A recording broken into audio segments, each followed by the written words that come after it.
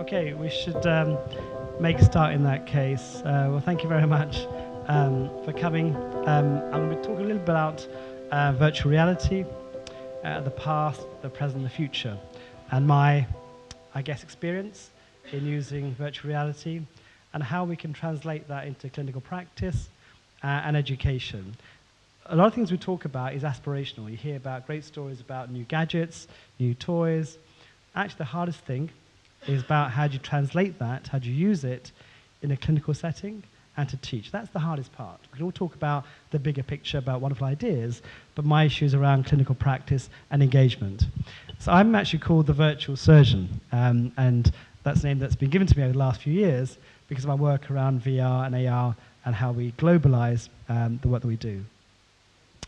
A brief introduction to me. So I'm a surgeon. I'm a cancer specialist. I'm a colorectal surgeon. That's my day job. I do day by day.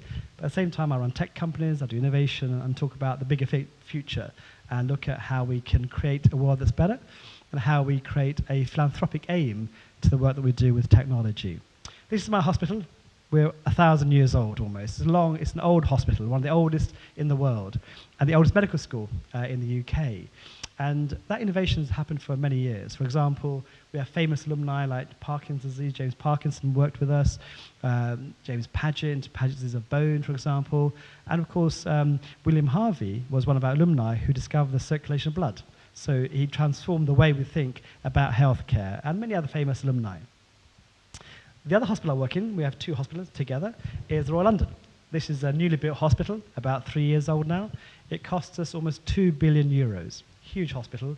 It's the biggest hospital in Western Europe. Okay, so the whole structure of our organisation it's the biggest, and it's sort of had a lot of history. So my thoughts are, how do we change this? How do we take this hospital, move it forward by another 1,000 years, and keep driving innovation? And we're in a unique position to do that. We have a huge population base, and we have the drivers to make it work. So virtuality isn't new. That's the first thing. Okay, people talk about virtuality now. But people were wearing headsets years and years ago, looking at various things through their screens, etc. And really, it's the 80s and 90s where virtual reality became quite common again because the headsets became available. But they disappeared. That's because the computing power wasn't there or strong enough 30 years ago. Now, of course, with the pace of change, the computers are now have enough power to make virtual reality a reality, if you like. And that's been the change. So a couple of years ago, a chap called Palmer Luckey, who was 19 years age at the time, he created what's called the Oculus Rift headset. He put it on a Kickstarter program on the website to raise money to make it work. He asked for about $50,000. He got about 3 or 4 million within a few days because the public wanted this to happen. So he then sold his company at the age of 21, 2 years later, to Facebook for 2.1 billion. So it was an idea and a concept. It wasn't the headset. Facebook were buying the vision of virtual reality. And Facebook now has embedded itself into Oculus Rift, into the whole system, and about content delivery. Already we can see back in 2016, for example, the market's going to be worth over 30 billion. That's a conservative estimate. Now that AR and VR are established, and I'm not sure some of you saw the F8, Facebook 8, about 2 weeks ago with Mark Zuckerberg. They've released a whole platform of augmented reality using their Facebook. That's going to drive the sales, it's going to drive the energy because everyone has an iPhone, wants to use iPhone for various things. AR and VR will be driven, and this will probably be in excess of 50 billion by the time we hit 2025. So it's a huge business and obviously industry. What do we know about VR so far? It's early days. We know in clinical practice there's been some benefit in certain areas. Neurorehabilitation, cognition, about how you behavior change, anxieties, phobias. This is one. So I'm a surgeon. I inflict pain on people, right? Actually, VR has been shown already to reduce the pain levels and to reduce the level requirement of analgesia in surgery. This is a child who's recovering from surgery, okay? He's in a VR headset playing. Actually, they figured out that his pain is less. It's about modifying the response. So actually, already in clinical practice, it's of benefit. And he's having fun at the same time, right? Not just sitting there endless hours waiting in the hospital environment. What about phobias? We all have phobias, right? Everyone has a phobia. How do we overcome phobias that are medicalized? Well, actually, we think that actually with VR, you can use flooding techniques and other techniques just to reduce the anxiety and hopefully reduce the burden of phobias and hopefully cure some people's phobias.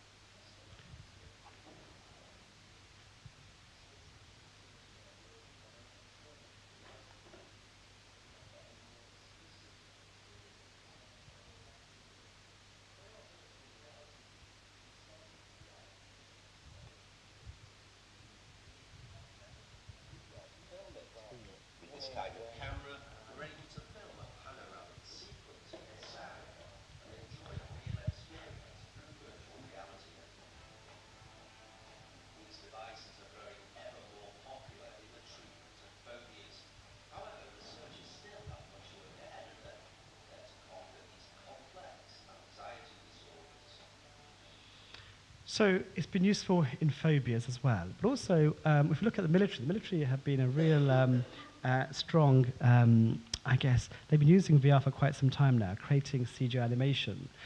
People who've come from military, from services, whether in Syria or Afghanistan, for example, will come back and have post-traumatic stress disorder. It's quite a common phenomenon. Actually, they go through a whole phase of CGI animation and VR to overcome the post-traumatic stress disorder. And that's part and parcel of the American military now, and that's how they're treated. So again, it's shown huge benefit. Well, let's get back to a bigger picture. When I talk about technology innovation, we've got to think about the world as a whole. I do a lot of work around philanthropy. I go around the world, talk about surgery innovation, and teach trainees, students, and surgeons around the globe in conflict zones, in parts of Asia and Africa, for example. And my whole principle is about this. How do we enable technology, VR is just one platform, to make healthcare more equitable, more fair? That's going to be a drive for all of us. We all have a moral obligation to help the world as we speak, not just about Barcelona or London, where I come from. And actually, Lancet commissioned about 2 years ago, and I was actually out in the Royal Society of Medicine when we were announcing this whole project. After 2 years, we noticed that this was the problem, that 5 billion people around the world don't have access to what's called safe and affordable surgery. These are simple operations that will change people's lives. Appendectomy to cure people, cesarean sections for women, and to manage the broken limbs that people suffer from. We're obsessed with infectious diseases. We're obsessed with HIV, malaria, TB, Ebola, all the things that get a lot of interest around globally. Actually, the burden of disease is this. If you sort this out and make healthcare more equitable, you save 100 times more lives than treating every infection in the world. That's the burden. 2/3 of the population, okay, don't have access. So the question for me now, if that's the problem, how do we solve some of the problems? So here we are. This is the map of the world, and quite rightly, it's areas in dark, in dark red that are least served by healthcare economics. Not surprisingly, it's Africa, it's Asia, things that you would think of and make sense. So our mission has to be, how do you connect this world? How do we connect these people to make life a bit better? So there's issues. We've got 5 billion people, right, to serve, right? We've got to create somehow a workforce of 2 million extra surgeons today.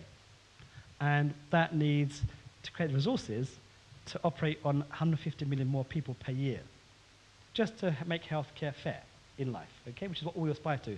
Healthcare is fundamental human right. We think it is, right? So we've got to think about how do we persuade people to do this. My own things, apart from being a surgeon and a tech entrepreneur, I'm also a teacher. So I run a medical school at Bart's Medical School in London. We have 350 students per year that come through our system, and we're now ranked number 2 in the UK, just after Oxford. So we're really pleased that our medical school is doing well, and we're energizing them to go forward. But this is the picture that I've seen many years. When I became a surgeon many years ago, this is what I want to become like, the famous surgeon, being the center of attraction, okay? Everyone around you, and you're holding your court, because that's the way we learn, and it's about being famous and wonderful, right? If you look more closely at the same picture, actually, this is a great little device. Hopefully this works. On there? This on there? No, it's not well, down there. On here, these people up here, if you look at them, very dignified, very professional, but what are they actually learning? They're learning very little. They're learning, they can't see this, yes? They're learning by what I call diffusion and osmosis, okay? It's not active learning, all right? Our medical students spend now £9,000 a year to come to medical school. We charge them, sadly, all right? For that £9,000, This is not learning they deserve. They want to be actively learning. These are human beings, right, who've gone through a system, accepted they want to become doctors, and want to engage in learning. So we've got to change that. This hasn't been disrupted for 200-300 years. It's been the same way we're teaching. So I've been thinking about it for the last 2-3 years. How do we disrupt medical education entirely?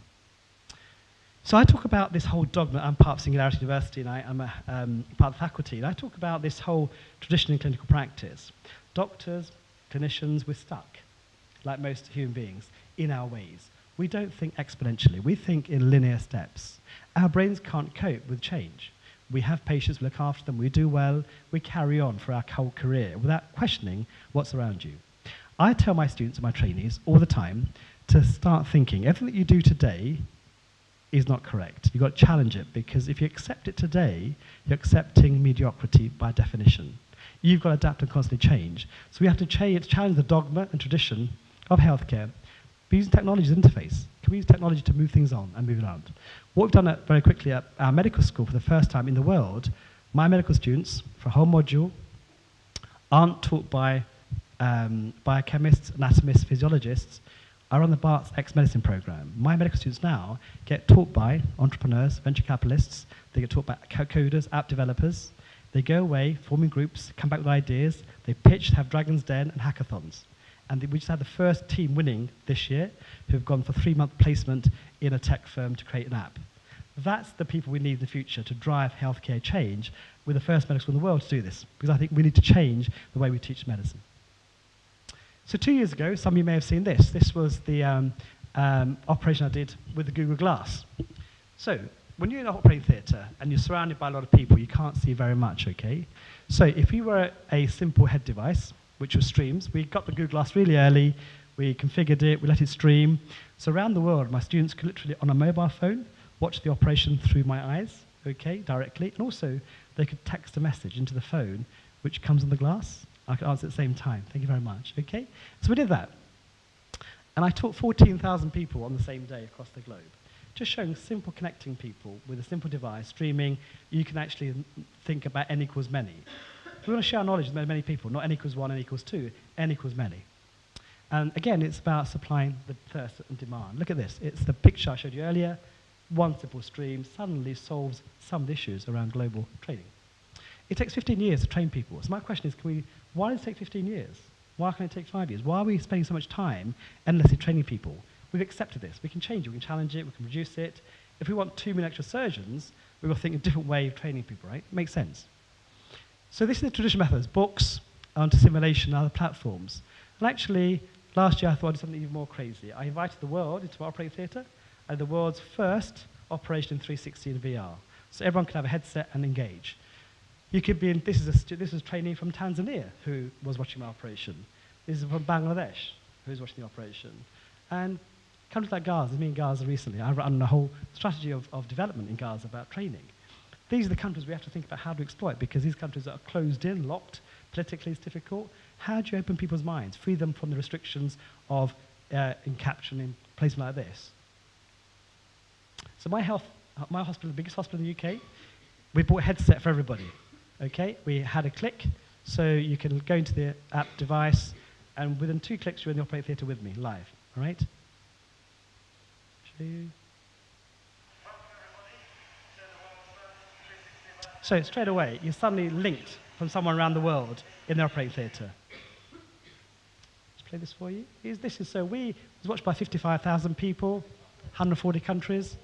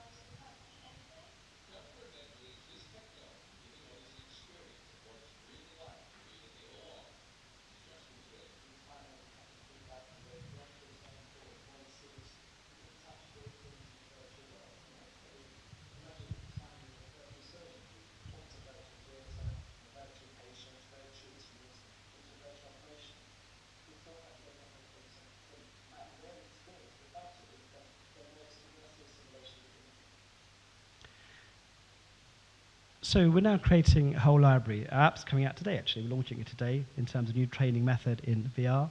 And we're adding anatomy, for example, which will come out at you, describing what's going on in the operation, for example, describing pathology in this whole VR environment. And you can download it today if you want to. But of course, we've got to go forward. This is my selfie, all right?